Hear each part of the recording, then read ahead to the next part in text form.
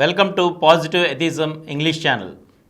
Today, I shall continue from the last episode of the book The Truth, written by Robert G. Ingersoll, the famous American writer and orator.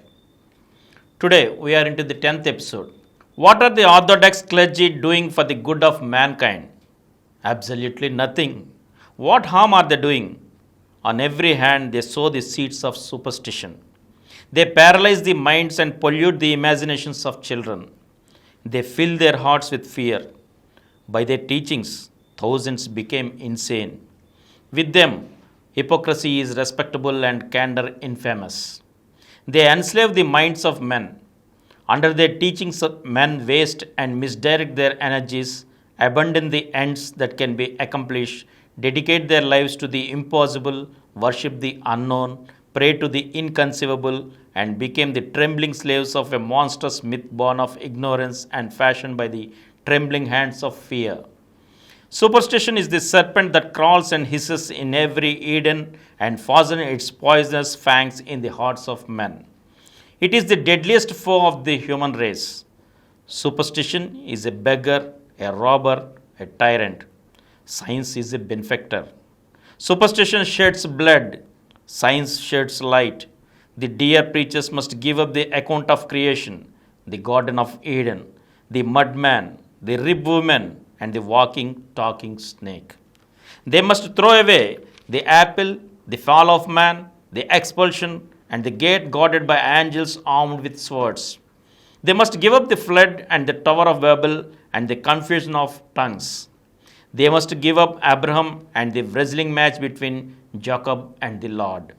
So, the story of Joseph, the enslavement of the Hebrews by the Egyptians, the story of Moses in the bulrushes, the burning bush, and turning of sticks into serpents, of water into blood, the miraculous creation of frogs, the killing of cattle with hail, and changing dust into lice, all must be given up.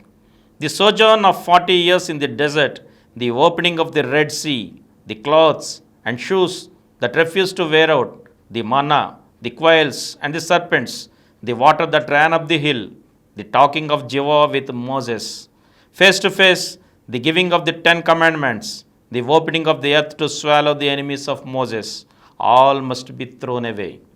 These good preachers must admit that blowing horns could not throw down the walls of a city, that it was horrible for Jephthah to sacrifice his daughter, that the day was not lengthened and the moon stopped for the sake of Joshua, that the dead Samuel was not raised by a witch, that a man was not carried to heaven in a chariot of fire, that the river Jordan was not divided by the stroke of a clock, that the bears did not destroy children for laughing at a prophet, that a wandering soothsayer did not collect lightnings from heaven to destroy the lives of innocent men, that he did not cause rise and make iron float, that ravens did not keep a hotel where preachers got board and lodging free, that the shadow on your dial was not turned back 10 degrees to show that a king was going to recover from a boil, that Ezekiel was not told by God how to prepare a dinner, that Jonah did not take cabin passage in a fish, and that all the miracles in the Old Testament are not allegories or poems,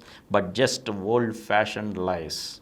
And the dear preachers will be compelled to admit that there never was a miraculous babe without a natural father, that Christ, if he lived, was a man and nothing more, that he did not cast devils out of folks, that he did not cure blindness with spittle and clay, nor turn water into wine, nor make fishes and loaves of bread out of nothing, that he did not know where to catch fishes with money in their mouths, that he did not take a walk on the water, that he did not at will become invisible, that he did not pass through closed doors, that he did not rise the dead, that angels never rolled stones from a sepulchre, that Christ did not rise from the dead and did not ascend to heaven.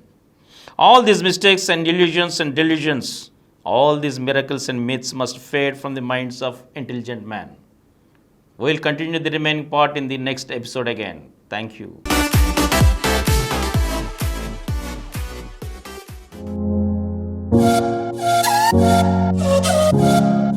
For more videos, please subscribe to this channel Positive Atheism and activate the bell icon.